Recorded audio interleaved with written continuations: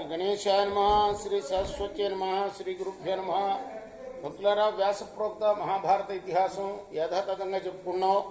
మన దేవాలయంలో ప్రభాత పూజలు అవ్వగానే ఇందులో భాగంగా నిన్నటి వరకు మనం ఆది సభారణ్య విరాట ఉద్యోగ భీష్మ ద్రోణ కర్ణ శల్య సౌప్తిక స్త్రీ పర్వాలనే 11 పర్వాలు పూర్తి చేసాం. 18 పర్వాల్లో 12వదైన శాంతి పర్వంలో కూడా 295 అధ్యాయాలు పూర్తి చేసి 296వ అధ్యాయంలోని 9వ శ్లోకం వరకు చెప్పుకున్నాం.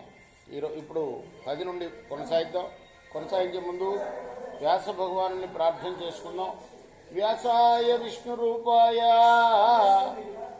వ్యాస రూపాయ విష్ణవే నమో వై బ్రహ్మనిధయే వాసిష్ఠాయ నమో నమః.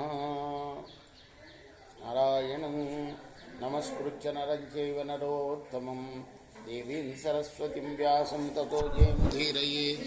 అంజనానందనం వీరం జానకీ శోకనాశనం కపీసమక్షం తారాం వందే లంకాభయంకరం.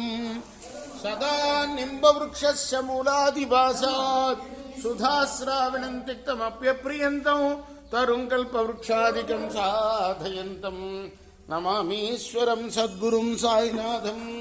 సమర్థద్గురు సాయినాథ్ మహారాజ్ కీ జై. జనక ఉవాచ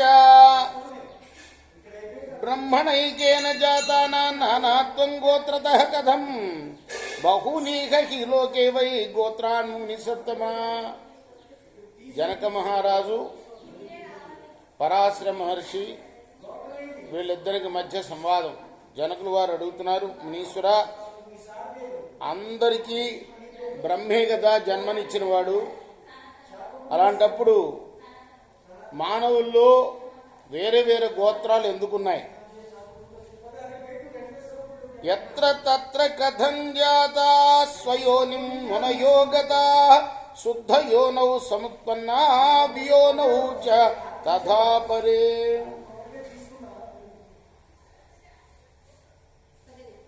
పవిత్ర జాతుల్లో తద్విపరీత జాతుల్లో జన్మించిన వారందరూ కూడా బ్రాహ్మణత్వాన్ని ఎలా పొందారు? పరాశర ఉవాచ రాజన్నే తద్భవేద్ గ్రాహ్యం అపకృష్టేన జన్మనా మహాత్మనాం సముత్పత్తి తపసా భవితాత్మనాం. పరాశరుడు చెప్తున్నాడు, రాజా, తపస్సుతో పవిత్రమైన అంతఃకరణం గల పవిత్రమైన మహాత్ముల వల్ల కలిగే సంతతి లేదా ఆ మహాత్ములు స్వయంగా సంకల్పించి ఎత్తిన జన్మక్షేత్రం తక్కువదైన జన్మించిన వారు గొప్పవారుగానే పరిగణింపబడ్డారు. ఉత్పాద్య పుత్రాన్ మునయః నృపతే యత్ర తత్ర స్వేనైవ తపసా తేషాం ఋషిత్వం విదతుః. పునః మహర్షులు పలు రకాల పుత్రులకు జన్మనిచ్చారు. తన మహత్తర తపస్సుతోనే వారికి ఋషిత్వాన్ని ప్రసాదించారు.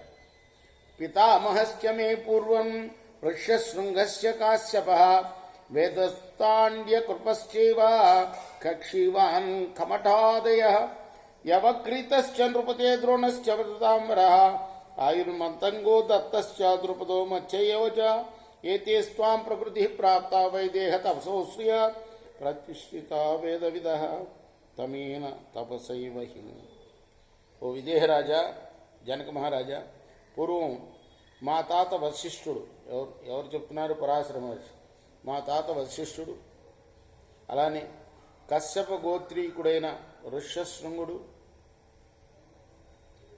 వేదుడు, తాండ్యుడు, కృపుడు, కమటాదులు, యవక్రీతుడు, ద్రోణుడు, ఆయువు, మతంగుడు, దత్తుడు, ద్రుపదుడు, మత్స్యుడు వీరంతా కూడా తపస్సును ఆశ్రయించి తమ తమ వ్యక్తిత్వంతో ప్రత్యేకతను పొందారు. ఇంద్రియ నిగ్రహ తపస్సులతోనే వారు వేదవేత్తలు, సమాజంలో ప్రత్యేకతను సాధించుకున్న వారయ్యారు. మూలగోత్రాన్ని చత్వారి సంపన్నాని పార్థివా అంగిరా కశ్యపస్య వశిష్ఠో భృగువేచ కర్మతోన్యాని గోత్రాన్ని సముత్పన్నాని పార్థివా నామధేయాన్ని తులసాతాని చ గ్రహణం సతాం. రాజా, మొట్టమొదట అంగీరస, కశ్యప, వశిష్ఠ, భృగువుల గోత్రాలే ఉండేవి. కర్మానుసారం ఇతర గోత్రాలు తర్వాత కలిగాయి. ఆ గోత్రాలు, వారి పేర్లు, ఆ గోత్ర ప్రవర్తకులైన మహర్షుల తపస్సుల వల్లనే సజ్జన సమాజంలో బాగా ప్రసిద్ధులై పూజార్హతను పొందాయి. కృష్ణార్పణం. సాయి కృష్ణ. స్వస్తి ప్రజాభ్య పరిపాలయంతాం న్యాయన మార్గేణ మహిమీశ. గో బ్రాహ్మణేభ్య సమస్తనిత్యం లోకా సమస్తా సుఖినో. కృష్ణ.